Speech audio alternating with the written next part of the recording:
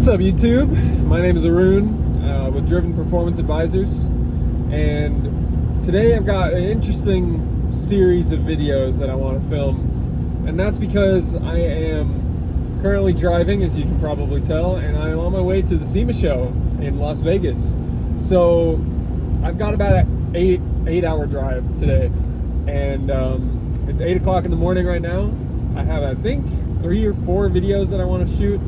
And I'm honestly behind. You know, I did that 7 days of straight videos on the topics that were prescribed to me by my coach, and that was great.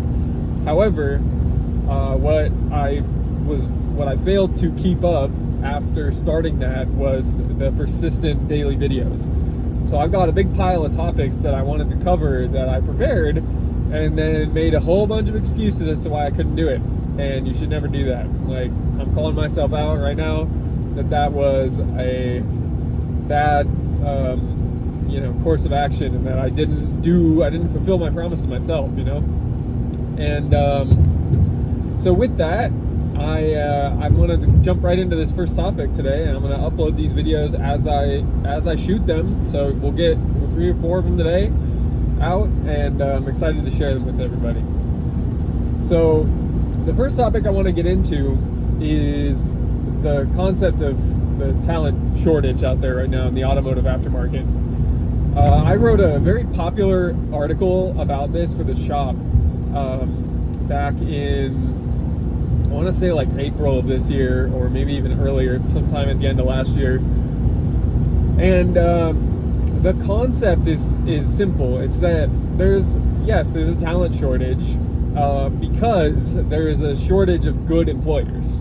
So if you make yourself a good employer, then you will find it much easier to find talent.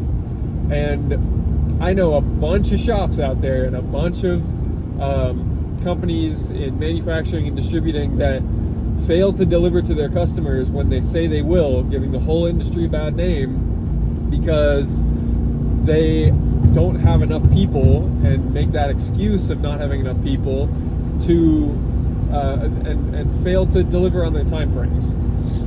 And that creates a big ass wait list. So what happens when you've got a big ass wait list is it just stacks up and stacks up and stacks up. And you can't really get yourself out of that situation anytime if you're just going to run around as a business owner like a chicken with your head cut off, failing to address the bigger picture and failing to create a sustainable business that can grow and can foster talent and is a good employer. So I want to talk about one of the practices that I implement with companies when I come in and am given the task of addressing a talent shortage. Be a good employer. All right, Arun, what does that look like? Let's talk about it. The first point that I want to bring up is that it is very possible that you are employing toxic employees in your environment. Toxic employees, and especially toxic employees in a management capacity, are terrible for business. They are terrible for company morale. They are terrible for company performance.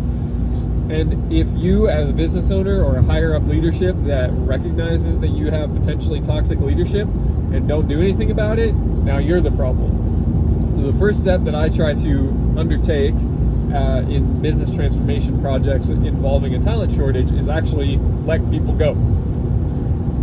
Contradictory, I know, but that's what I believe is the right course of action. So let's say you go through, you make an org chart, you do an assessment of different reporting lines and different means of compensation, incentivization, and you just package up this image of your company's talent. You'll be able to very quickly identify where bottlenecks are, where your biggest problems are, what departments that are that need a refresh right away. And then I urge you to take that action immediately. Then, now you've let people go. Now you obviously need people to fill that role as soon as possible. So what do? Here's what you do.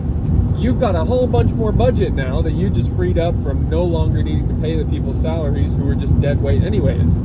Pay your existing people more and make a hire that you can invest a lot of training into. Younger people are still very interested in joining this industry. Don't sleep on young people with less experience. If you take the time to invest in training, do it through classes, do it through bringing in consultants, do it through taking your master tech and putting them with your most junior person, your best sales guy, your best sales girl, put them with the new hire salesperson. Your best engineer, put them with your most junior engineer. You have the time and the resources to do that. By the way, I know the camera is extremely shaky right now. I'm very sorry for that. I am in a car with coilovers, so I guess that's what I get for trying to shoot this video in a car with coilovers, but I apologize for that. I've changed lanes. This lane seems to be smoother. Anyways, as I was saying, you have got all of this budget now through which you can both pay your existing people more, create new compensation plans and incentive structures to upgrade your talent and your production, and at the same time you can hire a junior person or 2 junior people and invest in training. That's the 2 steps that you need to take if you find yourself facing a talent shortage. Cut the fat and pay your people more and invest in your talent.